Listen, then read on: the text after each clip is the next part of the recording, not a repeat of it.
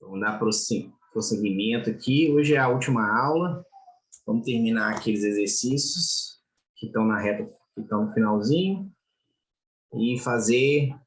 Eu fiz uma aula aqui em que eu trouxe na prática a implementação de algumas matérias. Eu acho que vai ser muito bom para a gente fixar o que a gente viu ao longo do curso, tá? Já que essa é a última aula. Então, vou compartilhar aqui com vocês a minha tela. Todo mundo está vendo aí? Eu editei aqui, pessoal. Tinha um pedido para botar o gabarito, tá? Eu botei do lado de cada pergunta a resposta, tá? Onde que está a resposta no regimento da Câmara, beleza? Vou facilitar aí, pessoal, encontrar as respostas, tá?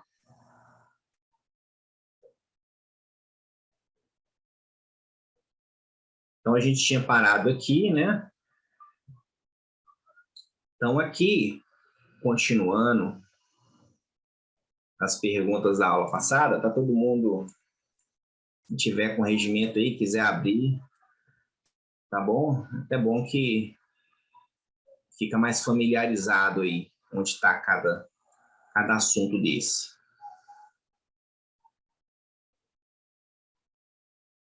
Essas perguntas aqui, a gente parou na anterior. Então, vamos lá, pessoal. Cite dois casos em que a presidência devolverá ao autor matéria apresentada. Não sei se a gente...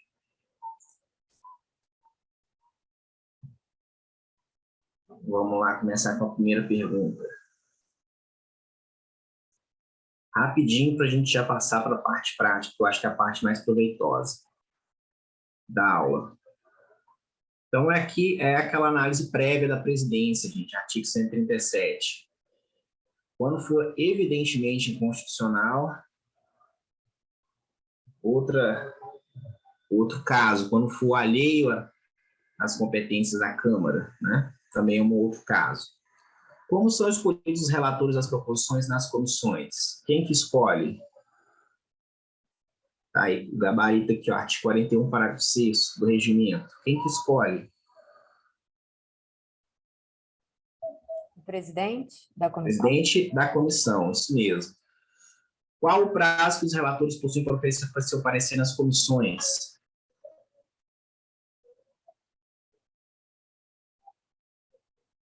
Metade do prazo que a comissão tem para dar parecer, né? Artigo 52, parágrafo 1º. Qual o tempo que os deputados possuem para discutir o parecer do relator nas comissões? Tempo que eles têm para falar.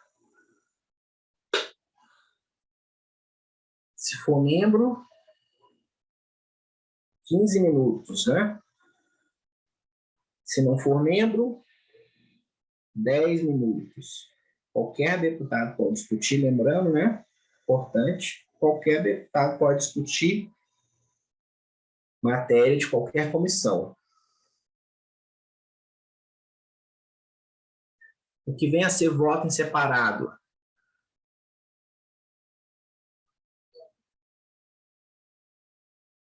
Não tem bem uma definição no regimento.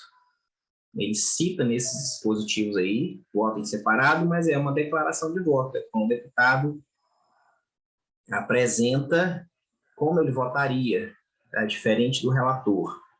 E ele pode botar lá o texto. Ele apresentaria, né? Qual o quórum para apresentação do recurso contra a apreciação conclusiva das comissões? É quando aquele prazo de 5 sessões, depois de apreciado conclusivamente, provado, fica 5 sessões aguardando a apresentação do recurso. Se for apresentado, vai para o plenário. Qual que é o quórum de apresentação desse recurso? Tem que estar assinado por pelo menos 52 deputados. E aqui não vale a assinatura de líder, tá?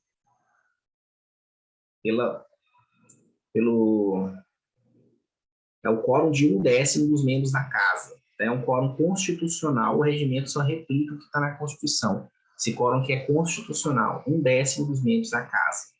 que dá 52 deputados. Como deve proceder um deputado que pretenda discutir determinado projeto de lei?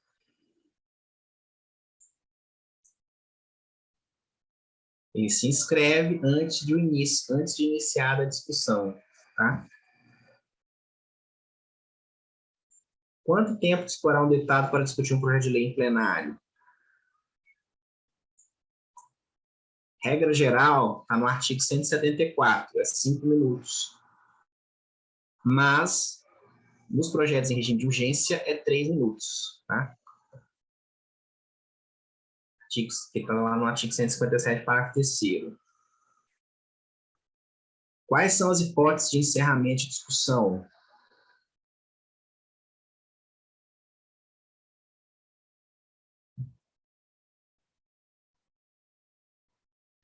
Se encerrou, não tem mais inscritos, se encerrou, esgotou os oradores, ou por deliberação do plenário, mediante requerimento assinado pela maioria absoluta, por líderes que representem a maioria absoluta da casa. Quando a matéria é urgente, né?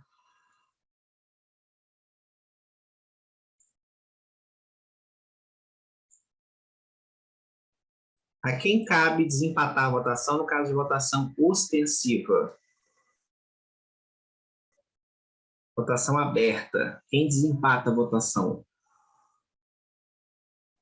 Se o presidente abre o painel, está lá 150, 150 não. Quem que desempata? O presidente. E no caso de votação secreta? A votação aberta é o presidente. No caso das eleições, é o mais idoso dentre os de maior número de legislaturas. No caso das eleições. Então, o primeiro critério é o número de legislaturas. O segundo critério é o mais idoso.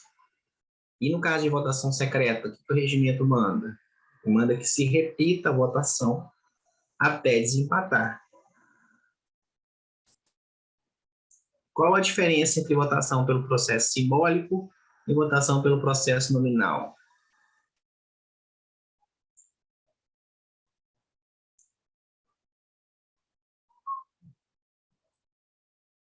Pelo processo simbólico, o presidente declara: aqueles que são favoráveis permaneçam como se acham, os contrários se manifestam. Quem for contrário levanta o braço, ele vai olhar para o plenário, vai declarar o resultado do manifesto.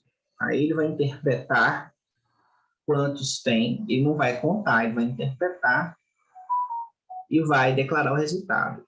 O processo nominal, cada um vai lá, digita o seu código, a sua senha, bota sua digital e é declarado, então, fica registrado como cada deputado votou. Tá? Essa é a diferença. Qual o quórum necessário para se pedir verificação de votação? Precisa de quantos deputados?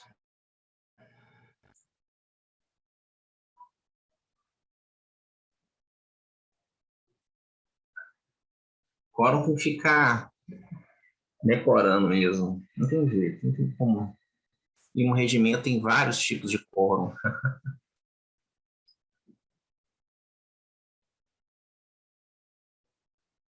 Mas com o tempo você sabe de cabeça, de tanto que você vai ver o processo, né?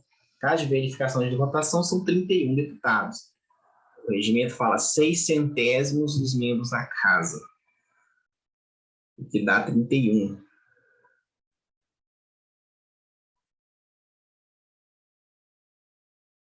Ocorrendo uma verificação de votação, qual é o prazo necessário para que possa ser feita uma nova verificação de votação? Qual que é o interstício? Uma vez que é feita uma verificação, isso, 1 hora. Existe de 1 hora. Cite 2 casos em que o processo de votação deve ser necessariamente nominal.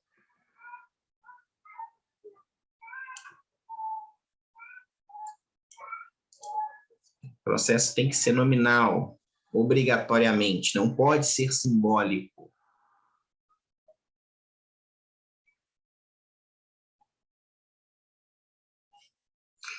No caso de impeachment, ele é realmente nominal. No processo de chamada dos deputados, e ainda tem um processo específico. O outro caso é quando é exigido quórum qualificado de aprovação. Maioria absoluta, 3/5, tá? PEC, aí é obrigatoriamente nominal.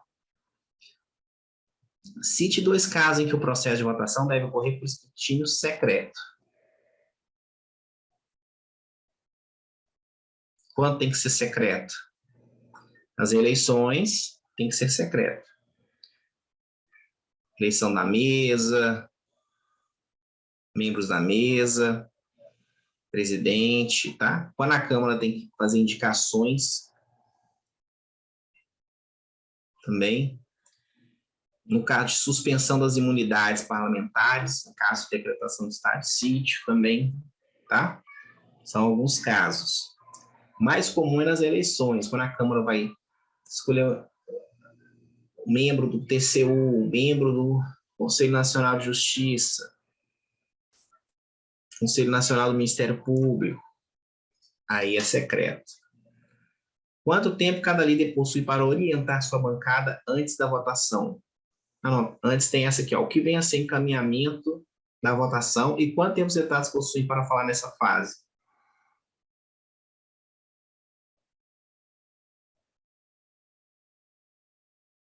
Encaminhamento da votação é um período que os deputados têm, depois de encerrada a discussão, para defender a votação favorável ou contrário. E cada deputado, são 2 que falam favoráveis, 2 contrários, por 3 minutos. Quanto tempo cada líder possui para orientar sua bancada antes da votação? 1 minuto. Muito bem. Quem cabe elaborar a redação final de determinado projeto? Quem elabora a redação final, gente, na Câmara? A Comissão de Constituição e Justiça.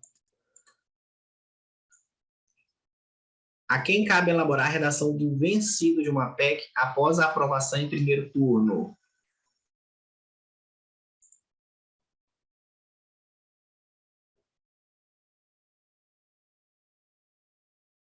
Nesse caso aqui é a comissão especial que analisou a PEC. Tá certo? Artigo 197. O que são autógrafos no âmbito do processo legislativo?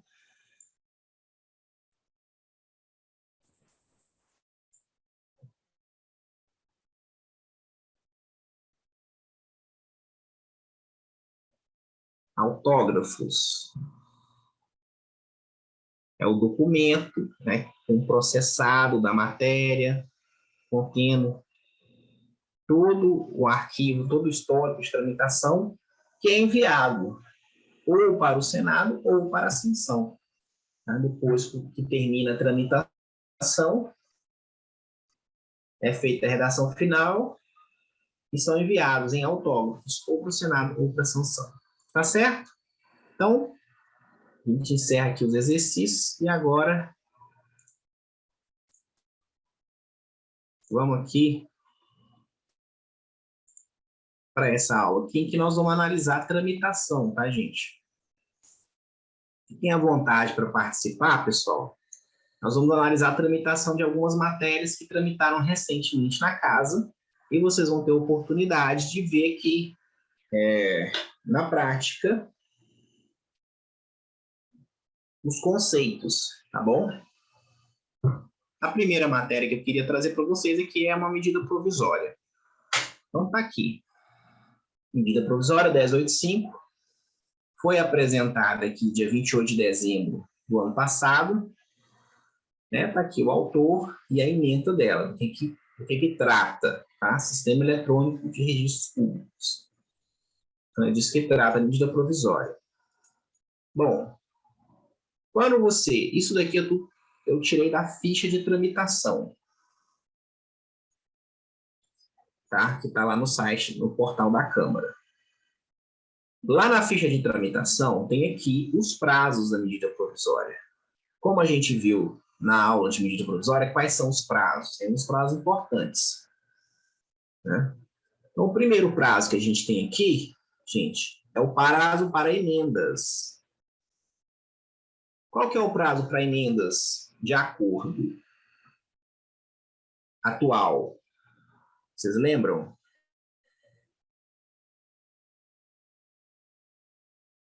Olha que interessante aqui embaixo. A comissão mista tem um asterisco. E aqui, nesse asterisco, está falando aqui, ó. Nos termos do parágrafo único do artigo 2º do ato conjunto 1 de 2020, durante a pandemia de Covid-19, o parecer da comissão mista será proferido em plenário por parlamentar designado na forma regimental. Então, está em vigência, né, o ato conjunto da mesa. Então, as regras aqui são do ato conjunto da mesa. Qual que é o prazo de emendamento segundo o ato conjunto da mesa? Pode botar no chat aí. Segundo o ato conjunto da mesa. Segundo a resolução 1 de 2002, é o prazo de seis sessões, 6 dias úteis, né? Desculpa.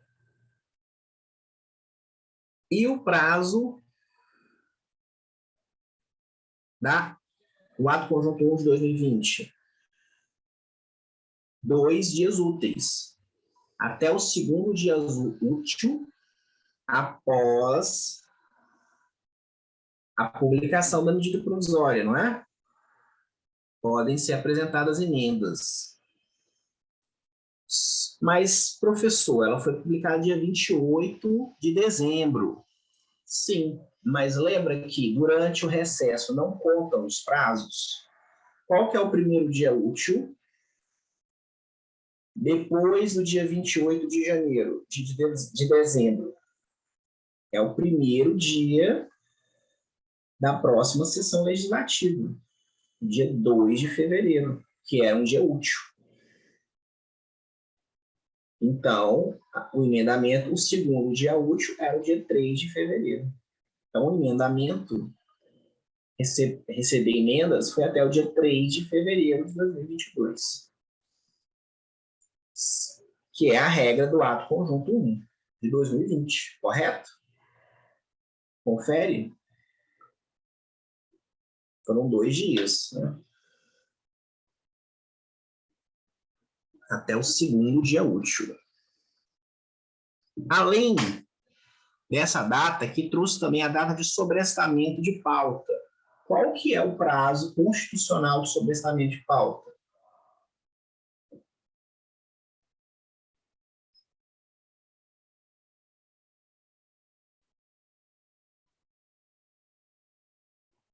Hein, pessoal? Bota aí no chat ou responde aí no áudio. A partir de quantos dias a medida provisória passa a sobrestar a pauta? 45 dias. Que deu aqui dia 19 de março. Ó, sobrestar pauta a partir de 19/3. Tá? Ok? Então tá tudo aqui. Segundo manda a Constituição. Qual que é o prazo do Congresso Nacional? Que prazo é esse aqui? O primeiro prazo é o prazo de vigência da medida provisória. Qual que é o prazo de vigência da medida provisória? 60 mais 60. Então, dia 2 de abril é os primeiros 60. E dia 1º de junho, ó, prorrogação pelo Congresso Nacional. É a prorrogação.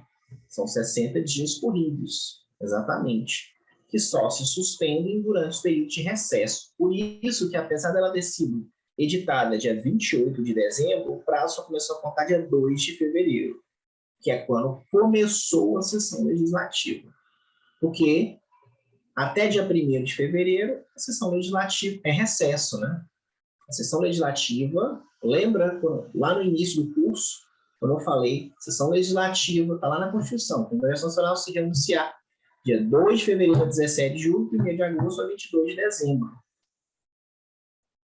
Fora isso, são os períodos de recesso. Então, a sessão legislativa se inicia dia 2 de fevereiro. Ok? Então, é a partir de 2 de fevereiro que contam os prazos. Tá certo? Alguma dúvida aqui? Bom, Aí, aqui as emendas. Como eu disse para vocês, aqui, ó, eu trouxe para mostrar que foram apresentadas, ó, aqui, ó, 316 emendas a essa medida provisória. Está aqui escrito, nessa tabela de cima, emenda na comissão. Essa emenda está sendo apresentada perante a sessão legislativa, a Secretaria do Congresso Nacional, tá certo? Que é o órgão responsável por recebê-los. Por quê? Porque não está em funcionamento a comissão mista pelo ato conjunto. E aqui está a data de que foi apresentado, a emenda na comissão, 3/2, o nome do autor, e aqui da nova redação, aqui a emenda, né? E aqui embaixo, as emendas de plenário. E aí, aqui está escrito, ó, emenda de plenário, ato conjunto 1 de 2020. Por que está escrito isso? Porque esse ato conjunto preveu, né, a possibilidade de emenda de plenário em medidas provisórias. Porque antes, pela resolução 1 de 2002, não existe emendamento em plenário. Mas agora, enquanto esse ato conjunto está em vigor, é possível. Então, está aqui fazendo a menção a ele. Tá certo? Então, tivemos também emendas de plenário. E uma coisa interessante que eu queria trazer para vocês é isso aqui, ó. Aqui é a conferência de assinaturas. Quem que assinou eletronicamente o documento? Por que eu quis trazer isso aqui para vocês? Para lembrar o seguinte. Bom, qual é o quórum de apresentação de uma emenda na comissão de medida provisória? Pelo ato conjunto, entre aspas, na comissão, tá? Porque não está sendo apresentado na comissão, está sendo apresentado perante o órgão do Congresso Nacional responsável por receber as emendas, correto? Qual que é o quórum? Hein, pessoal? Apresentar lá, como se fosse na comissão. E é o mesmo quórum de quem apresentava na comissão. Precisa de quantas assinaturas?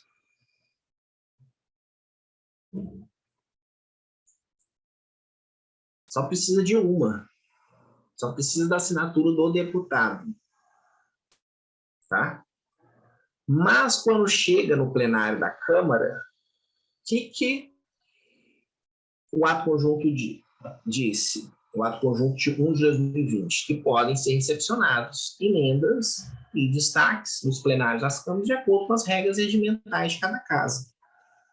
E aí o regimento da Câmara diz que matérias em regime de urgência, o quórum de apresentação de emendas é de 1/5 dos membros da casa, ou seja, de apoiamento. Tá?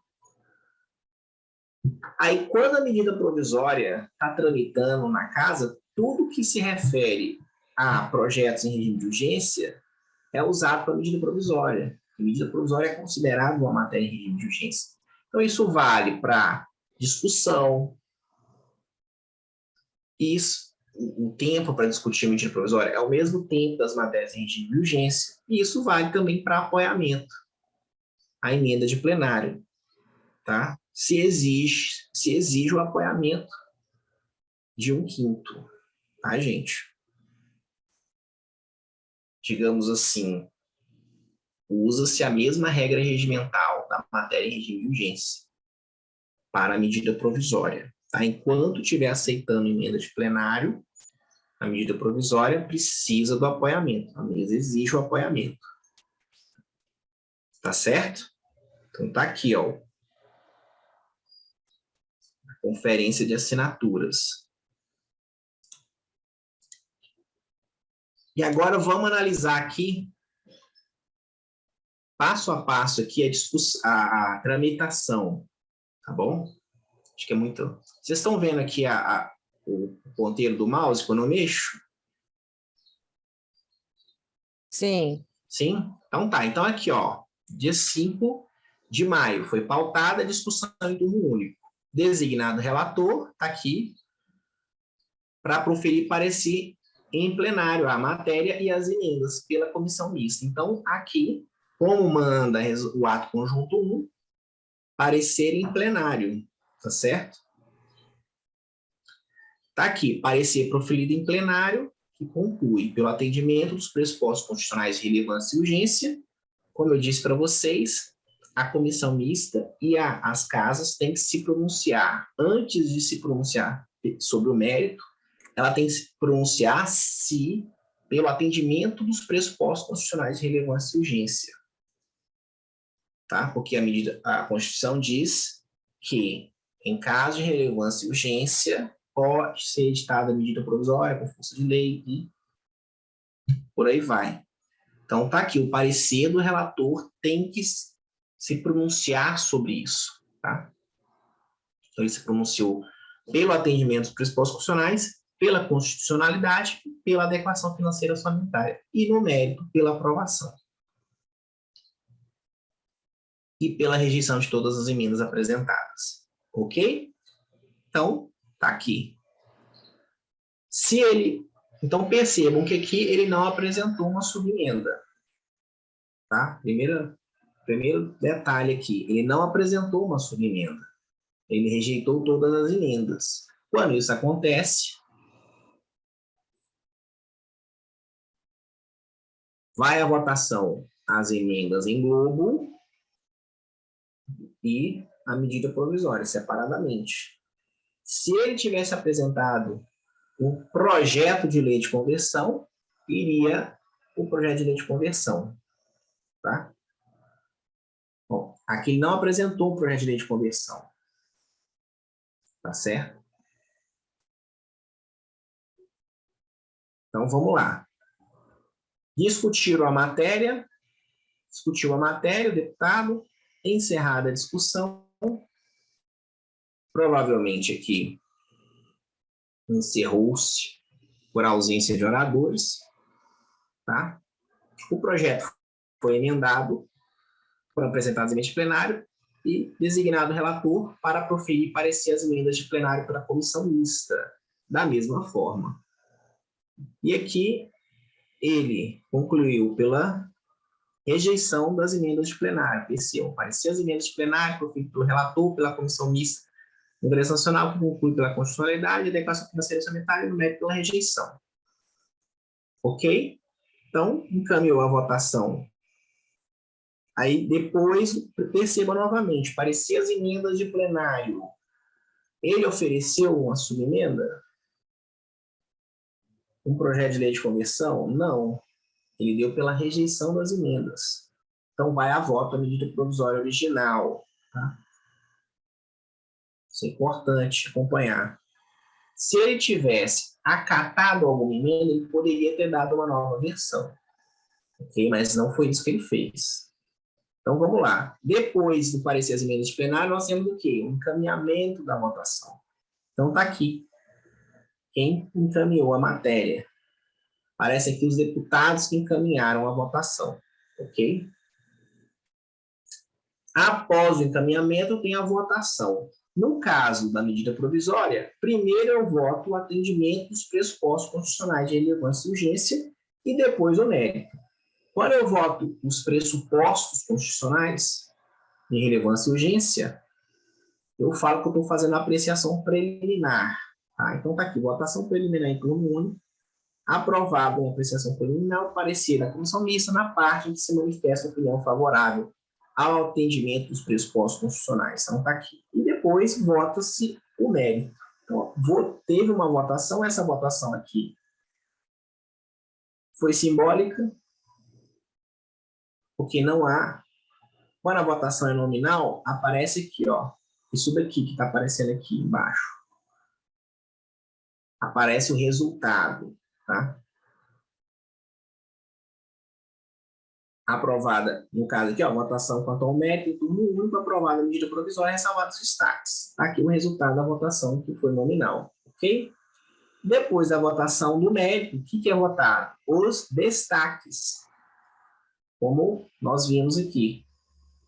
As partes que foram destacadas para votar separadamente. Vamos para aqui, na segunda tabela aqui, destaque é destaque, gente. Destaque 11, aí, partido que apresentou. Tem aqui o texto do destaque, tem quem encaminhou a votação e tem o resultado. E aí, assim, destaque é destaque. Então, perceba que nós temos destaque de texto. Ó, primeiro aqui, ó, votação do destaque 11 do PSOL.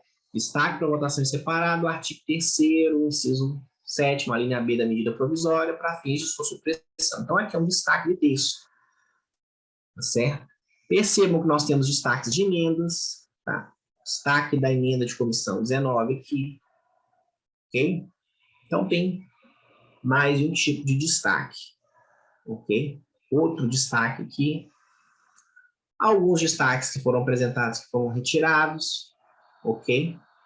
Esses daqui podem ser retirados? Eles podem, porque são destaques de emenda. Lembram? Destaque de texto pode ser retirado só antes de votar o mérito. Depois de votar o mérito, não pode. Né?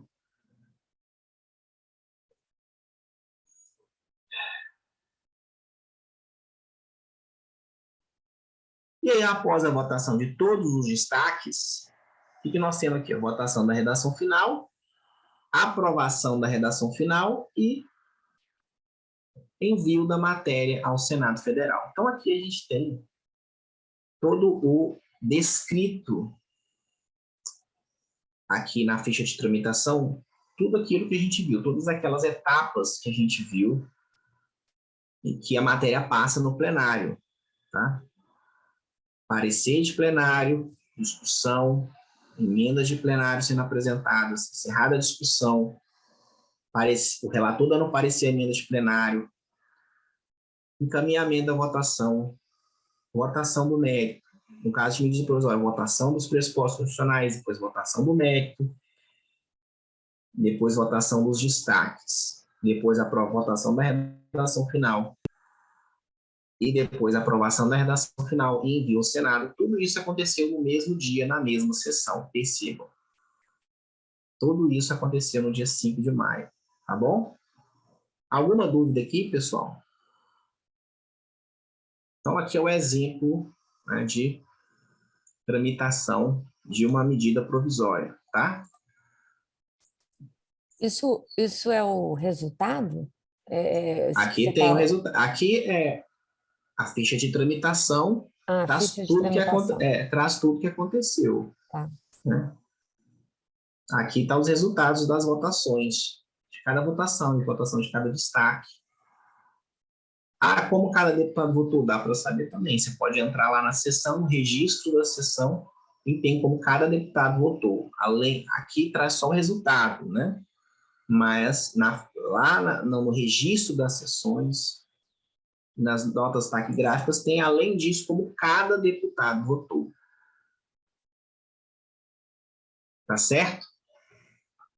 Bom, aqui, então, nós temos o exemplo de um projeto de lei. Tá? Projeto de lei 4188 de 2021. Está aqui o autor, de quem que é o projeto? Do governo, tá? Do Poder Executivo. O presidente da República tem iniciativa de lei. Né? Então, está aqui. Projeto de autoria dele. Apresentado aqui dia 26 de novembro, e aqui a emenda do projeto. Ok? Bom, quando a gente vai aqui para outra parte da ficha de tramitação, tem aqui informações de tramitação. Forma de apreciação, proposição sujeita à apreciação do plenário. Então, aqui a gente já tem um monte de informação. Quer dizer que não é conclusiva. Não é conclusivo. Então, o emendamento vai ser em plenário. Tá certo? E aí, aqui nós temos o quê? O despacho do presidente. O presidente, quando é apresentado um projeto de lei, ele dá um despacho falando por quais comissões a matéria vai tramitar e a ordem. Tá? Então, tá aqui, olha o despacho, dia 29 de novembro. As comissões de educação, finanças e tributação, e aqui está mérito e artigo 54. O que é artigo 54? o parecer pela adequação financeira e orçamentária. Então, perceba que a Comissão de Finanças e Tributação é uma comissão de mérito, porque aqui se falou que é mérito, senão estaria só artigo 54, tá? Vai dar parecer de mérito e de admissibilidade. Então, segunda comissão. E a terceira comissão? Constituição, Justiça e Cidadania. E aqui, novamente, mérito e artigo 54. Então, a CCJ também vai dar o parecer de mérito. Então, aqui eu tenho quantas comissões de mérito? Estão acompanhando, pessoal? 2. Não, 3. 3, né? Então, Comissão de Educação, Comissão de Finanças e Tributação e CCJ. Ok? Aqui eu tenho mais duas informações importantes. Proposição sujeita à apreciação do plenário e regime de tramitação. Opa, o que tem aqui? Urgência, artigo 64 da Constituição Federal. Então, que urgência é essa, gente? Artigo 64. Bom, aqui eu tenho uma urgência constitucional nessa matéria. Uma matéria, quando o presidente da República Ele pede solicitou. urgência, solicita urgência para um projeto de sua iniciativa. E quais as consequências disso? O processo legislativo aqui dentro da casa.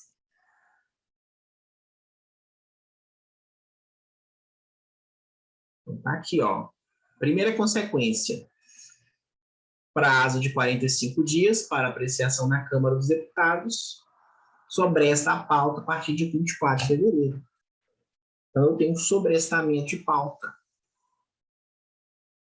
Se em 45 dias não for aprovado. Essa é a primeira consequência. Lembra? Artigo 64 da Constituição. Então, está aqui. Quando acontece isso, é distribuído para todas as comissões ao mesmo tempo, tá? Não vai para uma, para depois ir para outra, para depois ir para outra. Distribuída para todos ao mesmo tempo. Então, vamos continuar aqui na tramitação. Então, aqui, tem algumas coisas interessantes que eu queria mostrar para vocês. Primeiro aqui, ó, caminhada à publicação, tá certo? Aqui, ó, prazo de apresentação de emendas em plenário, 5 sessões a partir de 30 de novembro, em razão da urgência constitucional apresentada. Então, esse tipo de projeto, com urgência constitucional, que é quando o presidente da República pede urgência para um projeto de sua iniciativa, quando chega na Câmara, tem um prazo a mais de emendamento. Tem um prazo inicial de emendamento em plenário de 5 sessões antes do envio da matéria às comissões.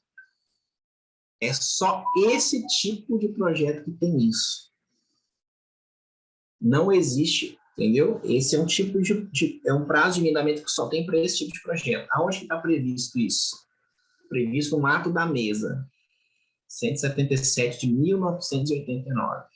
E até hoje é ele que vale. Ele disse que a presidência da casa, antes do envio da matéria às comissões, abrirá prazo de 5 sessões para apresentação de emendas em plenário. Então, no caso de urgência constitucional do artigo 64, antes da matéria ir para as comissões, tem um prazo de 5 sessões de recebimento de emendas em plenário. E, aberto esse prazo, a matéria é distribuída a todas as comissões. Veja aqui, dia 29, recebimento pela CCJ, designado relator, recebimento pela CFT, recebimento pela Comissão de Educação, designado relator na CFT, designado relator na Comissão de Educação. Dia 9, certo? Então, não precisa acabar o prazo das 5 sessões para encaminhar para as comissões. Ele faz isso tudo ao mesmo tempo. Abre o prazo e encaminha. Tá. Exatamente. Aqui, dia 9, encerramento do prazo de emendamento e as comissões vão dar parecer, tá? Então, é assim. Agora, percebam que lá no dia 25 de fevereiro aconteceu uma coisa.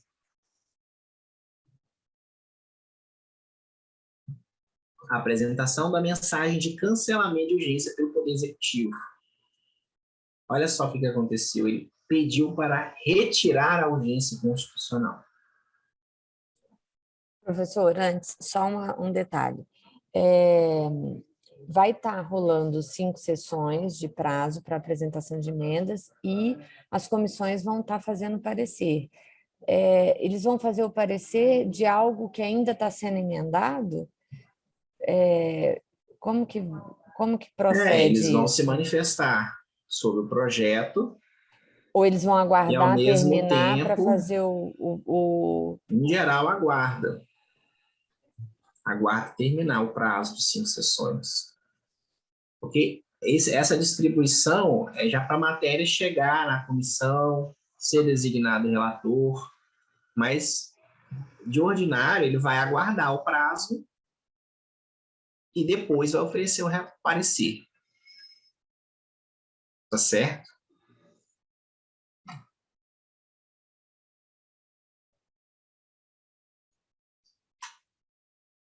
Até porque a casa tem 45 dias para apreciar antes de trancamento de pauta.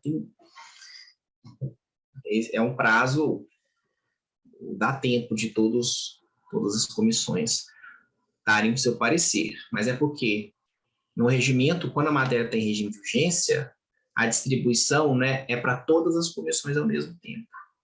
Nesse caso, além disso, tem esse prazo de emendamento prévio aqui, que só tem nesse tipo de urgência. Ok? Bom, mas depois o presidente mandou uma mensagem pedindo para cancelar a urgência que ele mesmo pediu. E aí essa urgência foi cancelada, tá? Esse prazo de emendamento prévio aqui, essas emendas apresentadas aqui continuam válidas? Continuam válidas, tá? Não são canceladas, não. Ok? Mas, a partir de agora, o regime de tramitação mudou. Olha só, em decorrência da retirada da urgência constitucional, conforme a mensagem enviada, o projeto de lei passa a tramitar sob regime de prioridade e estará sujeito à apreciação do plenário. Então, percebam, olha que interessante, que as comissões CCJ e CFT devolveu, e aí a matéria no regime de prioridade passa a tramitar uma comissão de cada vez. Ok? Essas devolveram, e aí foi primeiro para a Comissão de Educação, que é a primeira que tem que aparecer. Tá? Entenderam aqui? Devolveu, porque mudou a tramitação, o regime de tramitação. Isso em março. Em abril, o que aconteceu? Apresentação de um requerimento de urgência do artigo 155 do regimento interno. Então, aqui é a apresentação do requerimento de urgência regimental. Essa aqui é a urgência regimental. Tá? Bom, enquanto não tinha sido aprovada essa urgência regimental, a Comissão de Educação recebeu o projeto, o relator deu um parecer, porque a apresentação do parecer do relator não tem prazo de emendamento na comissão, né? Por quê? Porque a proposição está sujeita à apreciação do plenário. Então, não há prazo de emendamento em comissão. O parecer do relator é discutido, votado. Ele apresentou aqui 3 versões, né? E a última versão foi, tá aqui, ó, parecer do relator pela aprovação. A comissão chegou a votar o parecer do relator? Por essa ficha aqui, até dia 10?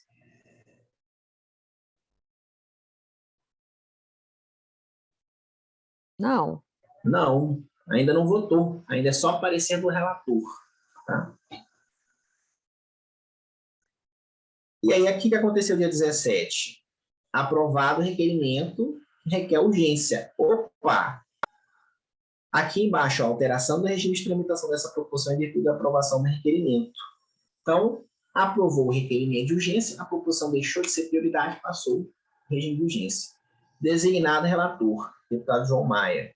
Esse relator aqui é o relator de plenário. O presidente designou um relator de plenário. Perceba que o presidente não designou o mesmo relator da Comissão de Educação, tampouco designou o relator da CCJ e também não designou o relator da CFT. O presidente, quando a matéria chega no plenário, ele designa o relator que ele quiser, certo? Ele não é obrigado a designar os mesmos relatores das comissões. Ok, gente? Então, designado relator de plenário, a matéria foi pautada. Então, aqui, ó, vamos ver novamente aqui o que aconteceu no dia que ela foi pautada. Então, a gente teve discussão, a gente teve aqui um requerimento solicitando retirada de pauta, que é um requerimento típico de quem é contra a matéria.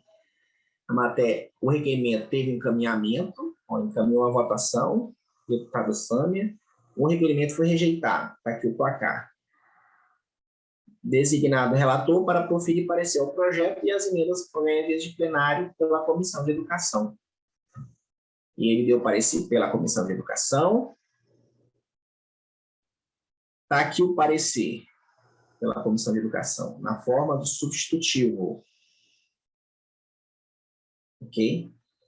Deu parecer pela CFT e deu parecer pela CCJ. Aqui. Tá? Isso aqui nada mais é do que... O que o regimento fala? Que o projeto em regime de urgência pode receber o parecer em plenário e o relator de plenário vai dar parecer pelas comissões. Então, está descrevendo aqui que ele deu parecer pela Comissão de Educação, pela CFT e pela CCJ. E como foi o parecer por cada uma delas. Então, está aqui. Pela Comissão de Educação, foi pela aprovação do projeto e das emendas 1 e 9 na forma do substitutivo adotado pelo relator da CFT. Então, que é ele mesmo. Tá? Designado o relator para proferir parecer ao projeto e as emendas prévias pela CFT, ele deu parecer pela não implicação da matéria em aumento ou diminuição de receita. Lembra que o despacho previa que a CFT era mérito e admissibilidade? Lembram? Artigo 54. Então, ele tinha que se pronunciar aqui, ó. Quando ele fala pela CFT, ele tem que se pronunciar pela admissibilidade, pela adequação financeira orçamentária. E concluiu pela não implicação da matéria em aumento ou diminuição de receita ou despesa pública. Tá? Alisson. Oi. Quando um relator é escolhido politicamente, né, pelo presidente para dar esse tipo de parecer em plenário, substituindo as comissões, como que acontece na prática assim, esse trabalho do relator? Ora, ele dá parecer pela CCJ sem o apoio do corpo técnico da CCJ. Ele precisa ter essa estrutura em liderança. Qual é a segurança que ele tem de dar esse parecer? Esses pareceres? Quase sempre ou é a consultoria ou é a liderança dele que auxilia no parecer, que elabora o parecer, tá? A maioria das vezes é a consultoria. Consultoria. A maioria das vezes é a consultoria. Sempre tem um consultor com ele. Às vezes a liderança faz, mas o mais comum é a consultoria, tá? Em alguns casos, eu já vi liderança fazendo, em alguns casos eu já vi o gabinete fazendo, tá? Já vi tanto liderança fazendo, já vi gabinete fazendo também, tá? Já vi o deputado recebendo parecer pronto de alguém que não é nem a consultoria, nem o gabinete e nem a liderança, tá? Provavelmente a presidência. Ou algum interessado na matéria, alguma entidade da sociedade civil interessada na matéria, tá? Mas eu estou dizendo que eu já vi acontecer na prática. Mas o mais comum é a consultoria legislativa, tá? Beleza. Tá bom?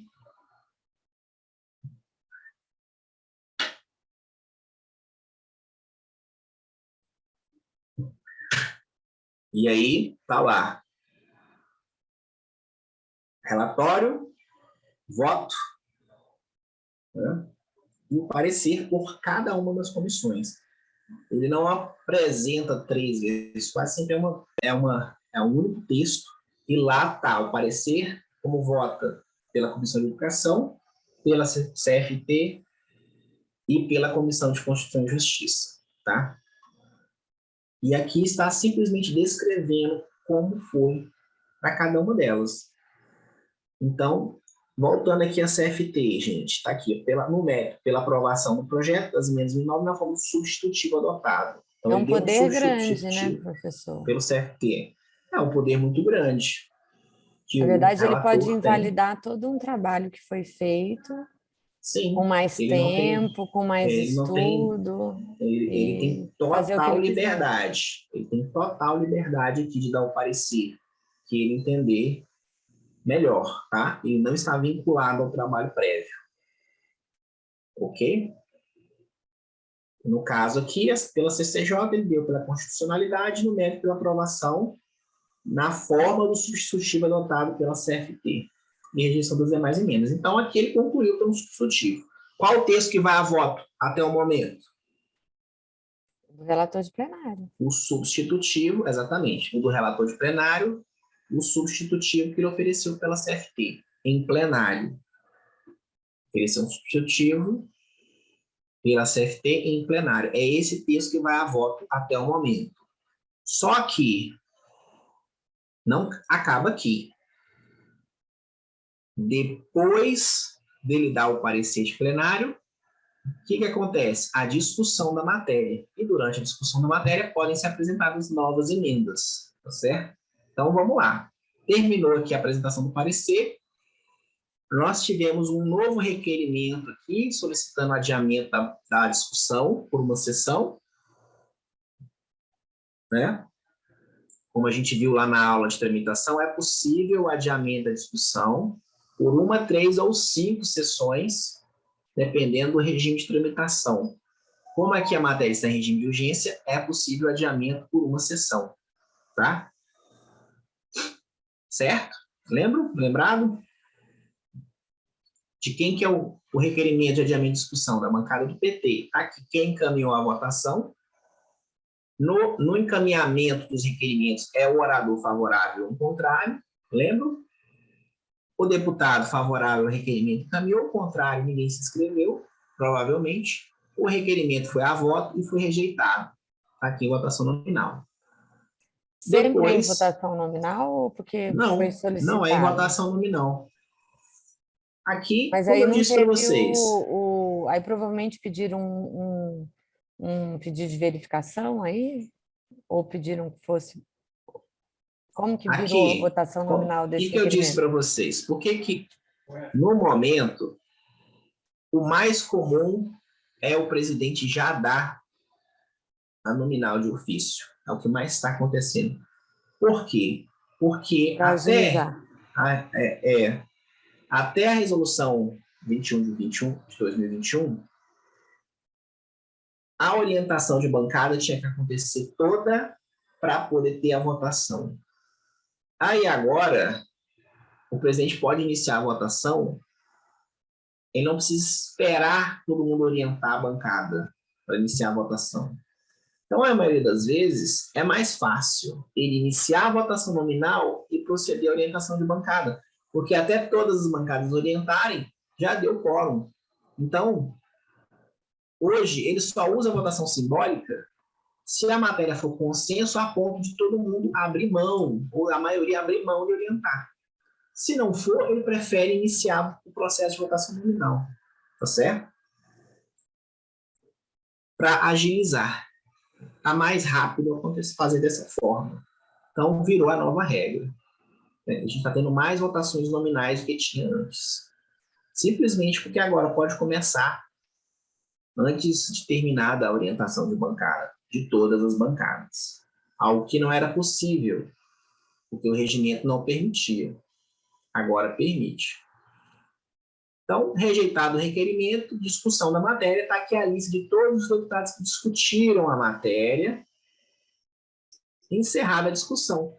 Esse encerramento foi por apresentação de requerimento? Não, senão estava aqui a votação do requerimento. Encerrou-se porque não tinha mais orador inscrito.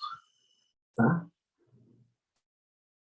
O projeto foi emendado, foram apresentadas emendas de plenário 23 a 32.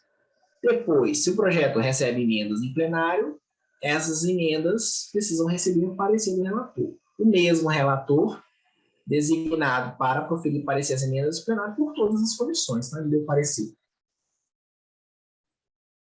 pela Comissão de Educação, pela CFT e pela CCJ, tá?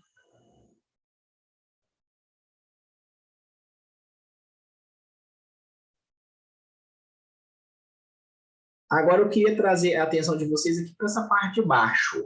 Quando ele deu parecer pela CCJ, ele deu no mérito pela aprovação dessas emendas aqui na forma de subemenda substitutiva. Então, percebam que ele ofereceu um novo texto. Tá? Ele acatou 5 emendas de plenário e apresentou um novo texto, incorporando essas emendas. Tá? Ou seja, ele alterou o substitutivo. Como o substitutivo é uma emenda, quando ele modifica o substitutivo, ele apresenta uma subemenda substitutiva. Tá certo? Por isso que chama subemenda. Porque é uma emenda ao substitutivo. O substitutivo é uma emenda. Então, esse texto aqui é o texto que vai a voto. É o texto que vai ser votado pelo plenário agora. E uma vez que esse texto for aprovado, ele vai prejudicar todos os outros. Ele vai prejudicar as emendas, ele vai prejudicar o substitutivo, ele vai prejudicar o projeto original, ressalvados os destaques. Tá certo? Tá certo, pessoal? Todo mundo está acompanhando? Alguém já está Repete voando essa aqui essa última parte? fala sua, professor.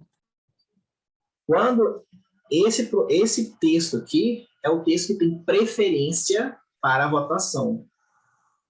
É o último texto apresentado pelo relator. Uma vez que ele for aprovado, os outros serão prejudicados, com a exceção dos destaques, tá?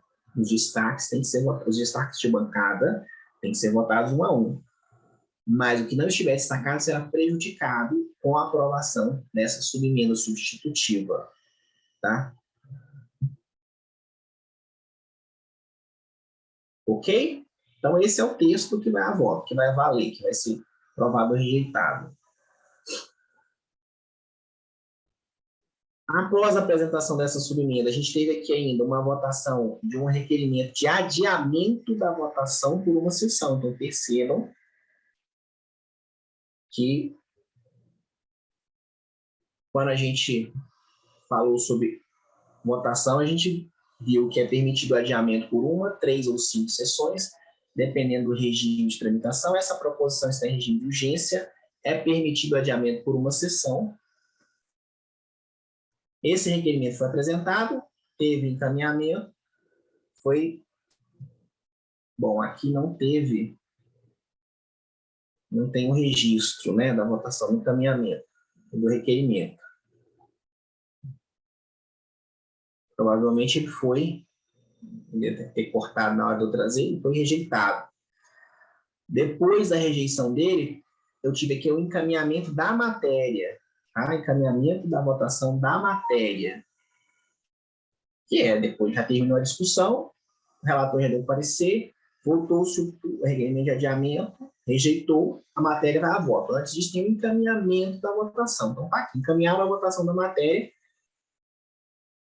esses 3 deputados aqui, tá certo? E após o encaminhamento, a matéria foi a voto. Então, e aqui está o resultado da votação. A matéria foi a voto pelo processo de votação nominal, porque está aqui o resultado, tá?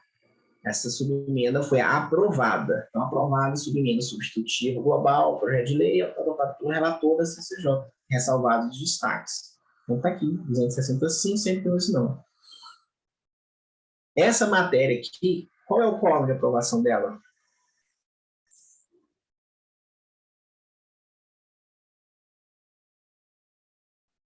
Hein, pessoal? Qual o quórum de aprovação dessa matéria?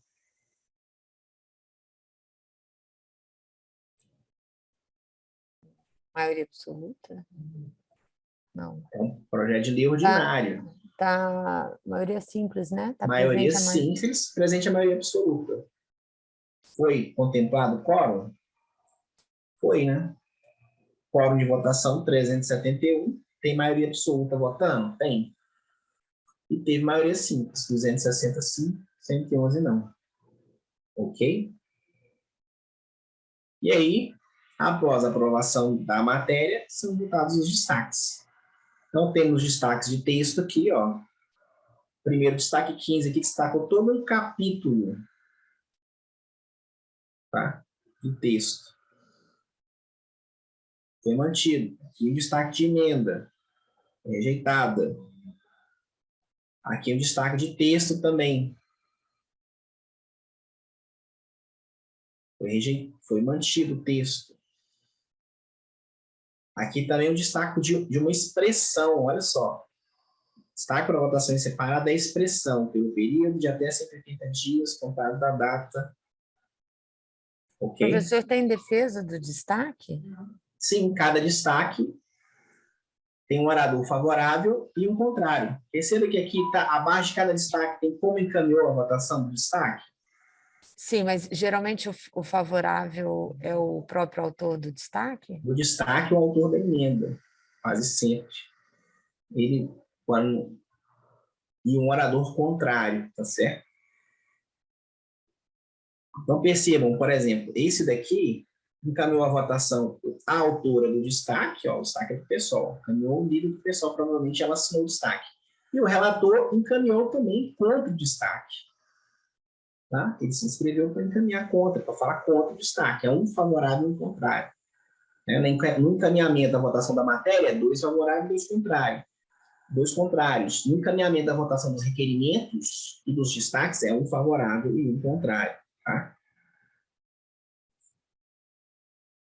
E assim foram todos os destaques, gente. Até terminar aqui a votação de todos os destaques, o que eu voto? Aqui eu tive a votação de uma emenda de redação, ou seja, eu tive uma emenda de redação ainda, que foi apresentada, foi aprovada, votou-se a redação final, aprovou-se a redação final, a matéria vai ao Senado Federal. Então, aqui, O que é essa emenda de redação mesmo? a emenda de redação, qual que é? A emenda de redação é uma emenda modificativa que visa sanar vício de linguagem, correção de técnica legislativa ou lapso manifesto. Então, alguma dessas coisas, ou algum vício de linguagem, né, ou alguma incorreção, alguma referência que estava incorreta, tá certo? Correção de técnica legislativa, pode ser referência que estava incorreta, referência a inciso que não existe mais, e foi ajustado nessa emenda de redação, tá certo?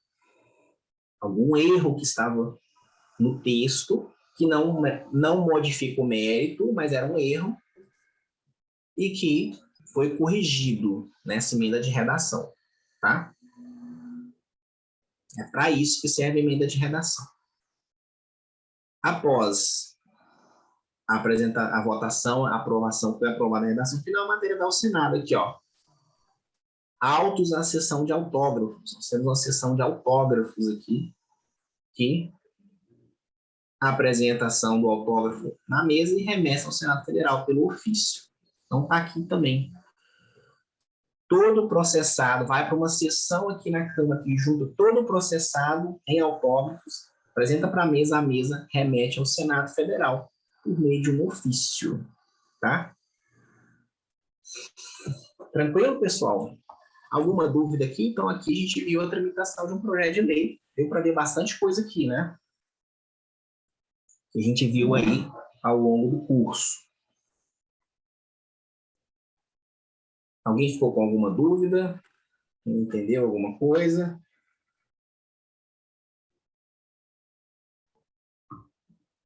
Então, vamos para um outro tipo de proposição aqui. Agora a gente vai para uma PEC. Vamos ver aqui. É um aqui. Saber se estamos no tempo. Então, essa PEC aqui, PEC 22 de 2011. Essa daqui tem muitas coisas interessantes também, tem algumas coisas a mais que as outras matérias não tiveram, tá?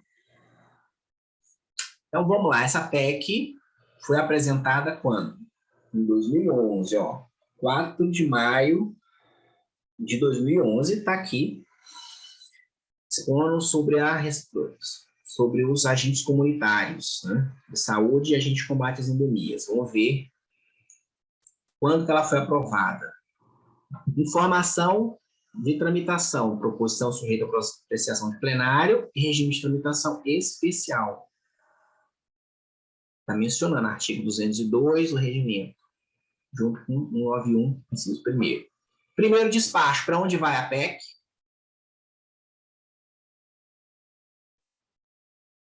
Comissão de Constituição e Justiça, né? Que vai dar parecer de admissibilidade. Lembram? Então, vamos lá. Antes de ir para a CCJ, uma coisa interessante aqui, ó, conferência de assinaturas. Por quê? Qual que é o quórum de apresentação de uma PEC?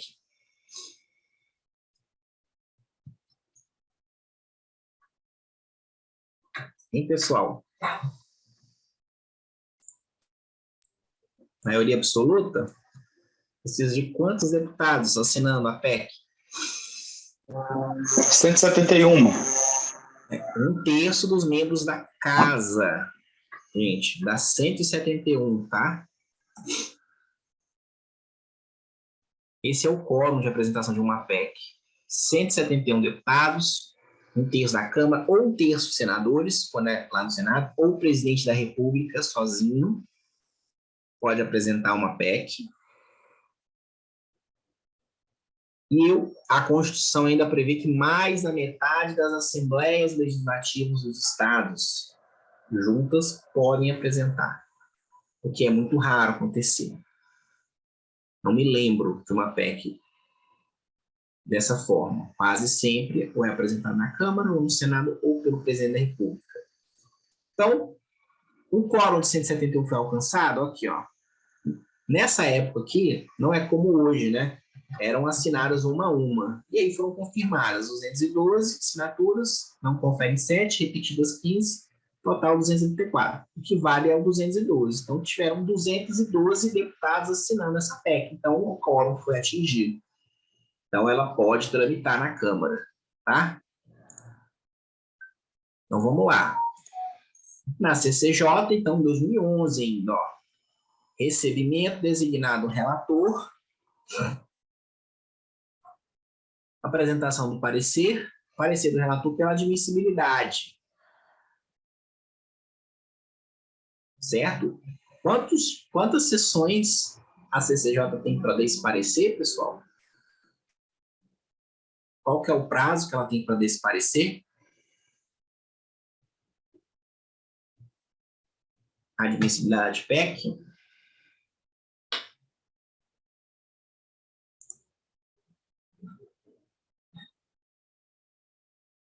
Ela tem um prazo de 5 sessões, correto?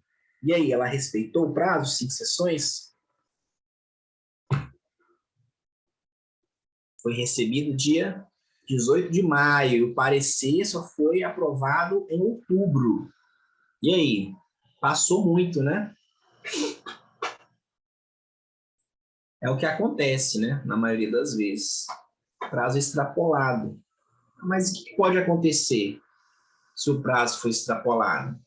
O presidente tem a possibilidade de, uma vez que ultrapassou o prazo, ele poderia avocar para o plenário. O plenário aprovar a admissibilidade. Não foi o que aconteceu. Não é o que acontece na maioria dos casos. Mesmo com prazo extrapolado, na maioria dos casos, o presidente não avoca. Ele espera a CCJ dar um parecer. Tá? Então, aqui, foi aprovado o parecer em outubro de 2011. Parecer recebido para publicação. Então, está aqui publicado o parecer. E aí? E aí, não aconteceu mais nada naquela legislatura. O presidente não criou comissão especial e chegou no final a matéria foi arquivada. Como pode, né? Então, é assim, na prática, nem sempre as coisas acontecem tão rápido. O presidente não criou comissão especial e a matéria foi arquivada. Mas, na legislatura seguinte, ela foi desarquivada. Tá? Alguns autores pediram desarquivamento. Lembram da regra de arquivamento do artigo 105? Essa matéria foi arquivada por quê? Ela não seria arquivada se ela tivesse parecer favorável de todas as comissões, mas ela não tinha parecer favorável da comissão especial. Então, é arquivado pelo artigo 105. E qual que é a regra de desarquivamento? Qualquer um dos autores pode pedir nos 180 dias iniciais da próxima legislatura. 2015 iniciou uma nova legislatura. Logo no início dela, já pediram desarquivamento da PEC. Tá? E aí ela voltou. E aí, olha como, às vezes, o processo legislativo não é tão ágil, não é tão rápido, né? Lá em agosto, o presidente editou um ato criando comissão especial. Ele editou um ato, mas ninguém indicou membro. Só em 2017 que ele editou um ato constituindo comissão especial. Então, percebe que, às vezes, a matéria Mas aí não demora, tinha né? que arquivar e depois desarquivar de novo? Não, aqui está na mesma legislatura. Ah, é verdade. Está na mesma legislatura, não arquivou. Tá? Em 2017, em junho de 2017, constituiu comissão especial. Aí sim, constituiu, porque aí todo mundo indicou. Olha o que acontece. Ele editou um ato criando. Os partidos não indicaram membro. Tá? Em 2017, aí, isso aí é político, tá? Os partidos, ele editou um novo ato, constituindo a comissão especial, indicando os líderes, tá? E aí, os líderes que não queriam, trocaram o membro. Aqui foi um ato político do presidente que decidiu acelerar. Vendo que ninguém indicava membro para a comissão especial, ele mesmo indicou e constituiu a comissão especial. E aí, se reuniu a comissão especial, elegeu o presidente e o presidente designou o relator. Esse deputado aqui, Raimundo Gomes de Matos.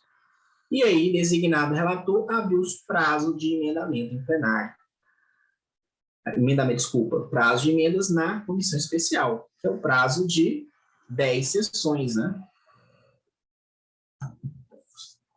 10 sessões, ok?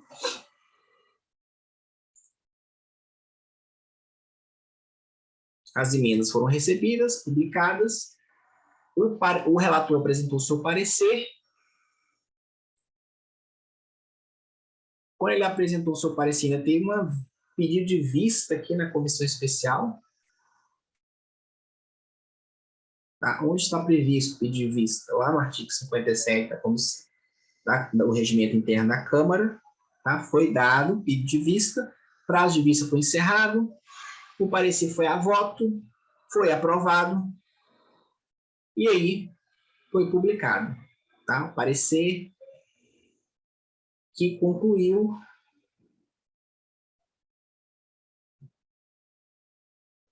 aqui pela apresentação de um substitutivo, né? Pela constitucionalidade no mérito da aprovação da PEC, com o substitutivo pela rejeição dessas emendas aqui.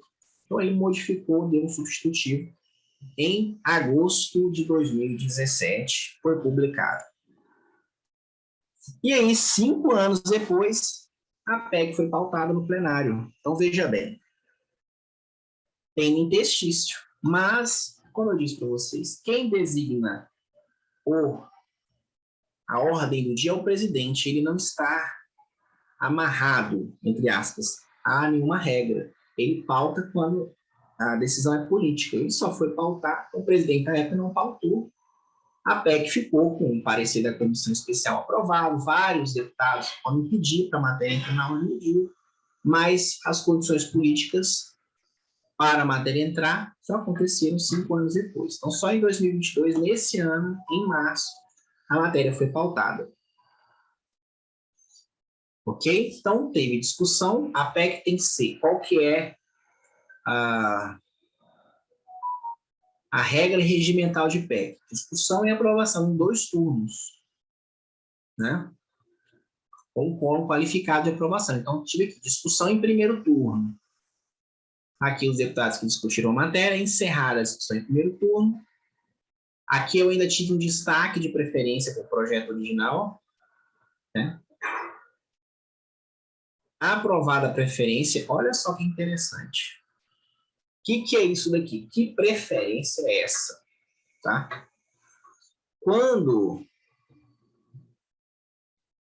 a PEC vai para a comissão especial e é apresentado um substitutivo, a preferência regimental é para votar o substitutivo.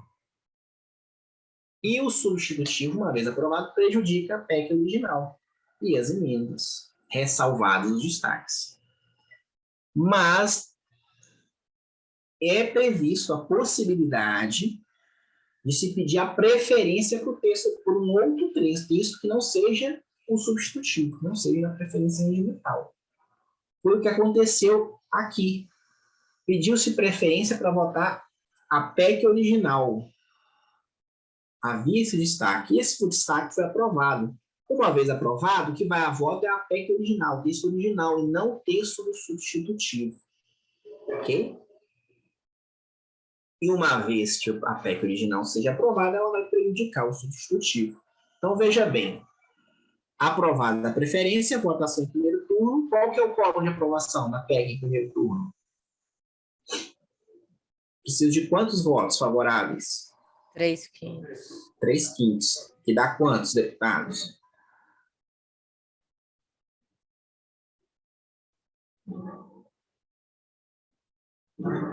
Dá quantos deputados? 3/5, gente.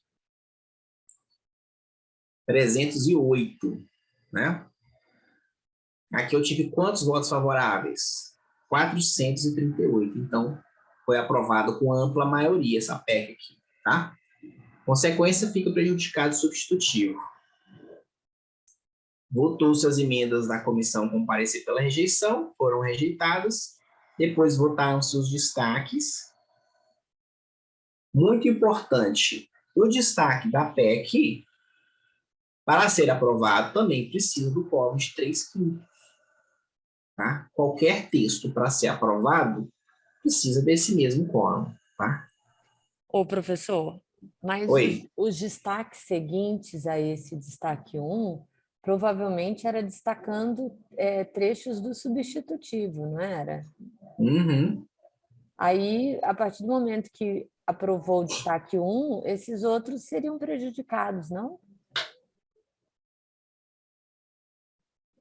Como que a mesa procede, pessoal?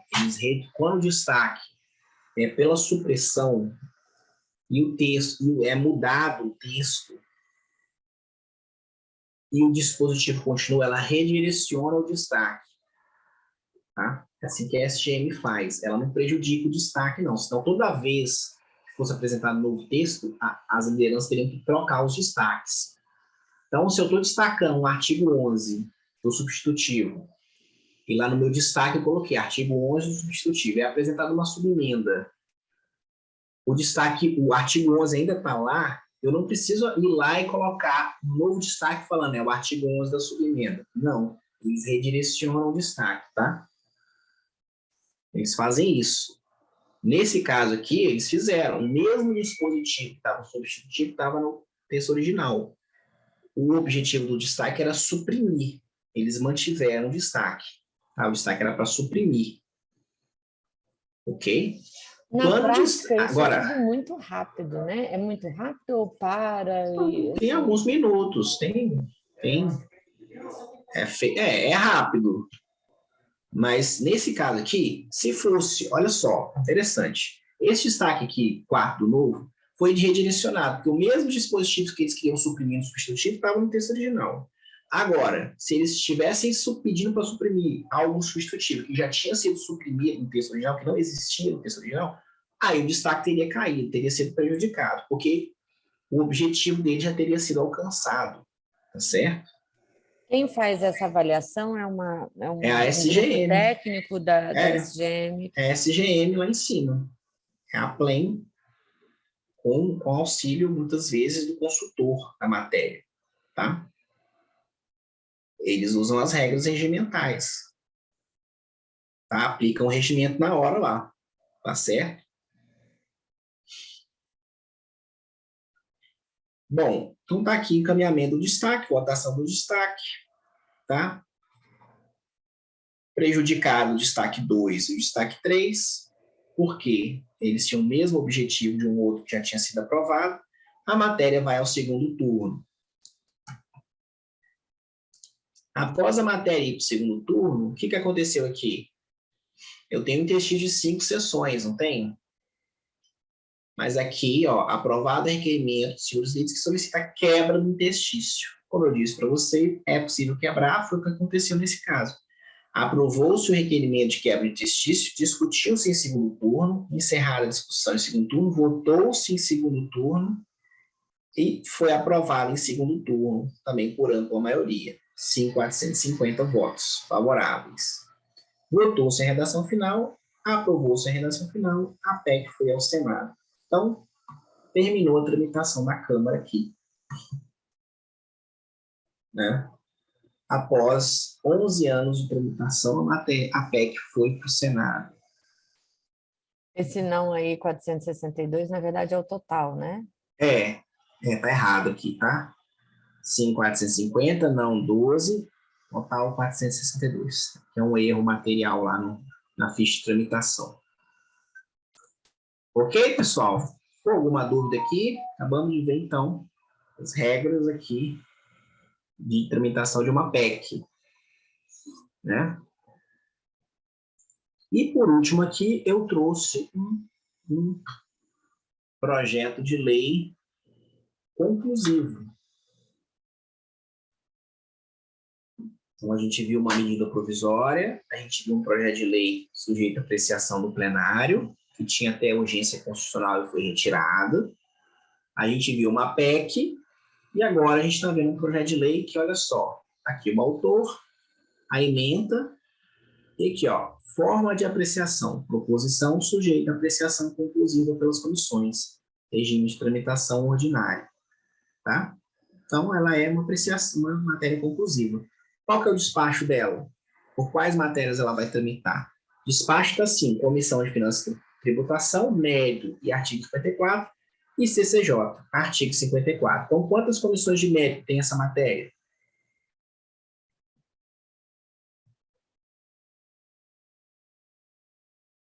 Quantas comissões de mérito? Temos aqui, gente, uma. Muito bem. Uma comissão de mérito, que é a CFT. Tá? Então, vamos lá. A CCJ está só artigo 54. Olha só. Opa, peraí. Vou voltar aqui, né? A CCJ está só artigo 54. 54 é o parecer de constitucionalidade, juridicidade e boa técnica legislativa. Então, é só admissibilidade. Então, mérito é só CFT. Então, está aqui. Foi apresentado e recebido em 2015, designada relatora. E aí, o que acontece? Quando a matéria é conclusiva, eu tenho prazo de emendas da comissão, né? Então, está aqui, ó, prazo para emendas ao projeto, 5 sessões, a partir de 9 de julho. Encerrado o prazo para emendas ao projeto. Não foram apresentadas emendas. Apresentação do parecer da relatora. Parecer da relatora, pela não implicação da matéria em aumento do instrumento de receita, não cabendo pronunciamento contra a declaração financeira e orçamentária, e no mérito da aprovação com substitutivo. Então, a relatora, na CFT, apresentou um substitutivo. O que eu tenho aqui? Prazo para emendamento do substitutivo.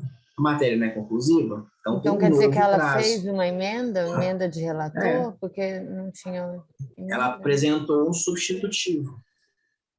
O relator, ela apresentou uma nova versão do texto. Entenderam? Substitutivo é uma emenda, tá? O relator, ele não precisa de terem sido apresentadas emendas para apresentar uma nova versão. Não precisa, tá? Podem ter sido feitas audiências públicas, não consta aqui, mas podem ter sido feitas audiências públicas, discutida a matéria, ela tem uma nova versão. Uma versão de acordo, né? Que ela, uma versão que tem maioria para aprovar. Ok? Então, aqui, prazo de emendas ao substitutivo. Lembrando que esse primeiro prazo aqui, qualquer deputado pode apresentar. Esse segundo prazo aqui, só os membros da comissão podem apresentar emendas. Parecer lido, pedido de vista, prazo de vista encerrado, muito comum acontecer, tem prazo de 2 sessões, né? O parecer foi aprovado. Vejam, aprovado por unanimidade. Então, esse é o parecer, a partir do momento que ele é aprovado, ele se torna o parecer da comissão. Né? Não é mais o parecer da relatora, é o parecer da comissão. Bom, aí foi para a CCJ. O parecer foi designado um relator. Aqui, novamente, prazo para emendas ao projeto, encerramento do prazo para emendas ao projeto, foi apresentada uma emenda. Mas por que vai emendar? Eles não vai dar o parecer só, ele não vai dar de mérito. Por que vai emendar? Sim, mas às vezes ele entende que tem alguma inconstitucionalidade que pode ser sanada. Ah, tá. Tá? E aí é apresentada uma emenda. Mas tem que ser emenda relacionada a problemas de constitucionalidade, não Exatamente. uma emenda que possa alterar o mérito, né? Exatamente. Provavelmente foi por isso que foi devolvido o parecer a ele. Olha só, parecer do relator, deputado Manuel Júnior, devolvido ao relator. Por que foi devolvido ao relator? Provavelmente ele alterou o mérito. Tinha alguma, né, devolvida pelo relator sem manifestação, designado um novo relator. Olha só. Mas o relator não deu.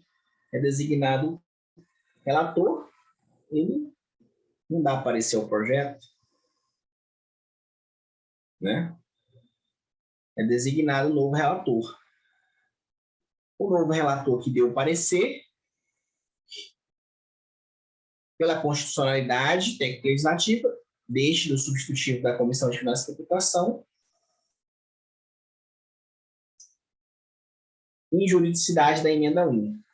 Tá? Aqui está toda a tramitação da CCJ, aí teve retirada de pauta, encaminhamento, requerimento, prejudicado requerimento, proferido parecer, vista, foi pedido vista, prazo de vista encerrado, relator pediu para retirada de pauta no dia 13 e no dia 27 foi a voto e foi aprovado o parecer. Então, percebam que dentro da comissão muitas coisas acontecem. Às vezes não tinha acordo aqui, esse acordo foi construído, ele apresentou um parecer, depois apresentou outro, parecer 2, aqui apresentou 3. Tá certo? Tentou-se aqui votar não, foi pedir vista. Por aí vai. E aí aqui foi aprovado finalmente, dia 27 de novembro, tá? De 2018, 3 anos depois. Aqui, encaminhada a publicação. Aqui, dia 30 de novembro, a gente tem aqui o quê? Prazo para apresentação de recursos nos termos do parágrafo 1º, artigo 58, combinado com o artigo 132 do regimento interno. Esse aqui é o prazo constitucional de apresentação de recurso contra parecer conclusivo. É o prazo de 5 sessões. Foram apresentados recursos? Não. Ficou 5 sessões aguardando recurso contra a tramitação conclusiva. Não foi apresentado recurso, aquele recurso de 1/10 dos membros da casa. A matéria foi encaminhada para a redação final. A CCJ elaborou a redação final, aprovou a redação final, foi para o Senado. Em 2019, Em 2021, recebimento do ofício comunicando remessa da matéria à sanção. E em outubro, proposição foi vetada. Então, matéria terminou a tramitação. Percebam que aqui eu tenho um prazo, ó, remessa, sanção, tem um prazo de 15 dias úteis, né, para vetar ou sancionar. O presidente resolveu vetar a matéria. Ok? E a matéria está o veto aqui, pendente de votação, ainda no Congresso Nacional. Ok, pessoal? A matéria inteira. Vetou a matéria inteira. Ele pode vetar total. Tudo que foi feito. Exatamente. A matéria... Lembra que o veto pode ser total ou parcial. Ele pode vetar a matéria inteira, ou ele pode vetar um artigo, ou um inciso, ou um parágrafo. Ele resolveu vetar tudo, publicou no Diário Oficial da União o veto, os motivos do veto, enviou mensagem para o Congresso comunicando o veto. Esse veto ainda está na pauta, ele ainda não foi deliberado.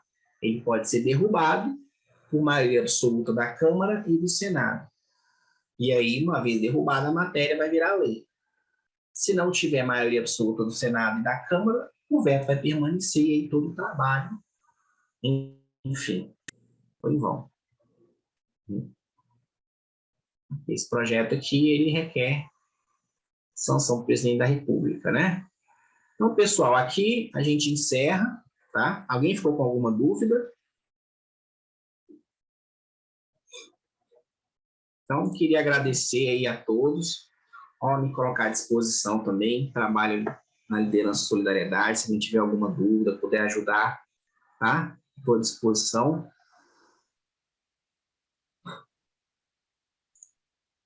E aí é isso, pessoal. Espero que o curso possa ter contribuído aí para que vocês tenham um conhecimento, domínio maior do regimento. Como eu disse, para quem está começando, às vezes é um assunto muito árduo mesmo, tá? É muito detalhe, muito quórum, mas com a prática vai ficando mais claro, vai ficando mais fácil, né? Você dominar esse conteúdo aí, tá? Obrigada. É isso mesmo, Beleza, professor. A gente pessoal? que trabalha na prática, quando aprende a teoria, depois tudo faz mais sentido. Faz mais sentido, Muito exatamente. obrigado aí por tudo. Então, agradeço também, pessoal. Um abraço a todos.